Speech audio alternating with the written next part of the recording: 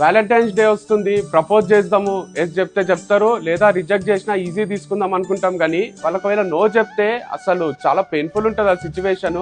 ఎందుకంటే వాళ్ళు ఒక మాట అనేస్తారు, నేను నా ఉద్దేశంతో చూడలే, ఒక ఫ్రెండ్ లాగానే చూసినా అంటానే మన హార్ట్ బ్రేక్ అవుతుంది. సో వాళ్ళు ఖచ్చితంగా మీ లవ్ని యాక్సెప్ట్ చేస్తారు అనే గ్యారంటీ ఉంటేనే ప్రపోజ్ చేయండి, లేకపోతే వెయిట్ చేయండి, ఇంకొంచెం టైం తీసుకొని తర్వాత చెప్పండి. And at the same time breakup అయితే కూడా ఈజీ తీసుకోనికే ట్రై చేయండి. కష్టమే, ఆ మెమరీస్ మనతో ట్రావెల్ చేస్తుంటే ఆ సాడ్నెస్ లా ఉండిపోతాము, దాంట్లోంచి బయటికి ఎట్లా రావాలో కూడా అర్థం కాదు. బట్ స్టిల్ మూవ్ ఆన్ అయిపోవాలి కదా. మనం బాధపడుతూ మన పేరెంట్స్ ని బాధపడుతూ అట్లనే ఉండిపోతే మస్తు ఇరిటేటింగ్ అనిపిస్తుంది life.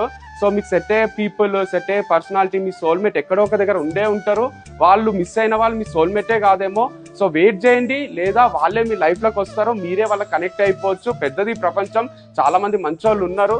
So just wait for the right person.